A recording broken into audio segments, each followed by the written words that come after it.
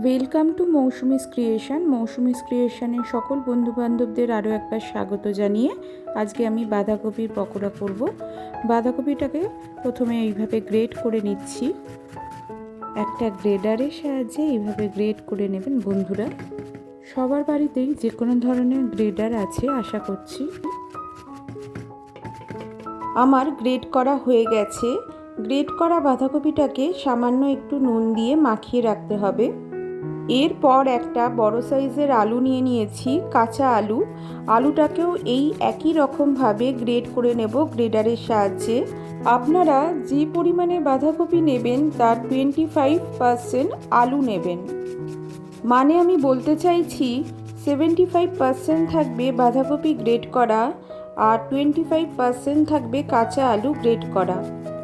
আলুটা গ্রেট করে নেওয়ার পর অবশ্যই জলে ভিজিয়ে রাখতে হবে। আমি এখানে আধ ঘন্টার মতন নুন মাখিয়ে রেখেছিলাম গ্রেট করে রাখা বাঁধাকপিটা। সেটা থেকে যতটা সম্ভব নিংড়ে নিংড়ে জল ঝরিয়ে নিতে হবে। যতটা সম্ভব হয় শুকনো করে একটা আলাদা পাত্রে আমি নিয়ে নিচ্ছি। দেখুন বন্ধুরা, বাঁধাকপিটা নুন মাখিয়ে রাখলে একটু মজে যাবে আর বাঁধাকপি থেকে জল বেরিয়ে আসবে। আমি এখানে যতটা সম্ভব বাঁধাকপি থেকে জল বার করে আলাদা একটা পাত্রে রেখে দিচ্ছি।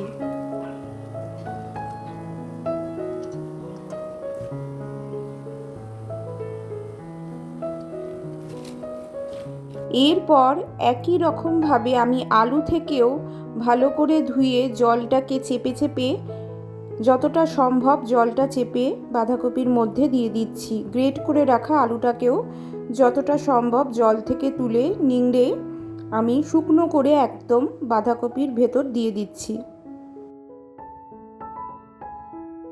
এরপর আমি এর মধ্যে দিয়ে দেব 2-4টে কাঁচা লঙ্কাকে কুচিয়ে নিয়েছি ছোট ছোট করে, ঝিরিঝিরি করে, সেটা দিয়ে দিচ্ছি।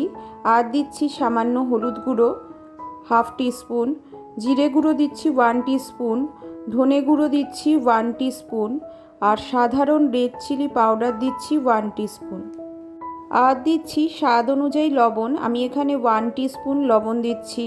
আর সামান্য আদা গ্রেট করে রেখেছিলাম 1 ইঞ্চির মতো, সেটা দিয়ে দিলাম। এরপর আমি দিয়ে দিচ্ছি বেসন পরিমাণ মতো। গ্রেট করে রাখা বাঁধাকপি আর আলু থেকে যতটা সম্ভব জল ঝরিয়ে নিতে পারবেন, শুকনো করে নিতে পারবেন, ততই আপনার বেসনের পরিমাণ অল্প লাগবে। বেসন দিয়ে ভালো করে হাতের সাহায্যে মেখে নিতে হবে এইভাবে।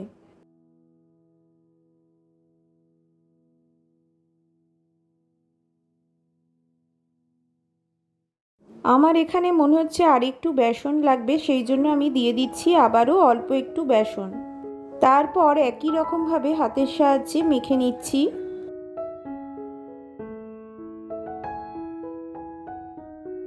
আমি এখানে অল্প সামান্য চিনি অ্যাড করতে ভুলে গেছিলাম, দিয়ে দিলাম। সেটা দিয়েও আবারও মেখে নিলাম হাতের সাহায্যে।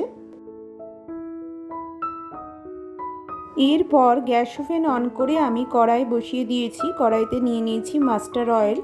আমি রান্নাটা সম্পূর্ণ সর্ষের তেলেই করছি। আমি এখানে একটু বেশি পরিমাণে তেল নিয়েছি। বড়া ভাজার জন্য যতটা তেলের প্রয়োজন ততটা নিয়েছি। বন্ধুরা, একটু বেশি তেল নেওয়ার চেষ্টা করবেন, তাতে বড়া ভাজাগুলো ভালো হবে। আমি এখানে বাঁধাকপির ব্যাটারটা থেকে এইভাবে বড়া আকারে করে তেলের মধ্যে দিয়ে ভেজে নিচ্ছি। আমি বেশ কয়েকটা স্টেপে বড়াগুলোকে ভেজে নিচ্ছি।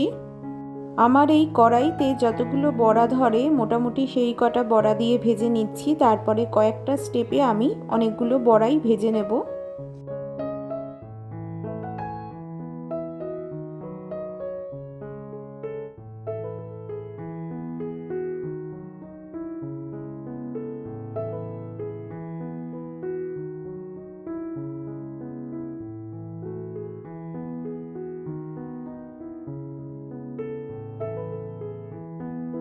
বড়াগুলো ভাজার সময় অবশ্যই গ্যাসের ফ্লেমটা লো টু মিডিয়াম ফ্লেমে করে আমাদের বড়াগুলো ভাজতে হবে। হাই ফ্লেমে রাখলে বড়াগুলো পুড়ে যাবে আর ভেতরটাও কাঁচা থেকে যাবে।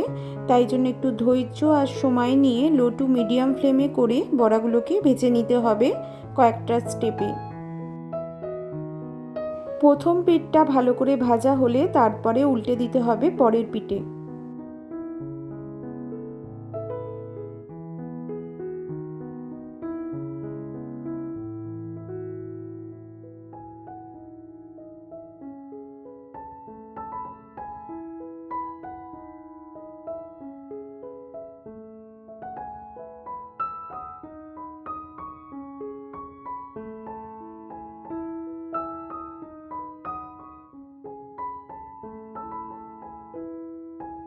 একই রকমভাবে আমি কয়েকটা স্টেপে সব কয়টা বড়াকে ভেজে নিলাম। আমার সব কয়টা বড়া ভাজা হয়ে গেছে। আমি একটা সার্ভিং ডিশে তুলে নিচ্ছি, আপনাদের সামনে ফিরে আসছি। এই ধরনের বাঁধাকপির পকোড়া বা বড়া ভেজে আপনারা চা কফির সঙ্গে পরিবেশন করতেই পারেন বন্ধুরা। বিকেলের নাস্তায় বা বাড়িতে কোনো লোকজন এলে, অতিথি এলে আপনারা এই ধরনের পকোড়া বা বড়া ভেজে চায়ের সঙ্গে বা কফির সঙ্গে পরিবেশন করতে পারেন। খুব ভালো লাগবে খেতে বন্ধুরা। অবশ্যই বিকেলের নাস্তায় এই ধরনের বাঁধাকপির পকোড়া বা বড়া ভেজে খাবেন চায়ের সঙ্গে।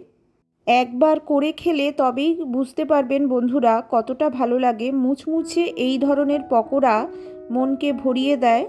এটা সম্পূর্ণরূপে একটা নিরামিষ পকোড়ার রেসিপি। Thank you.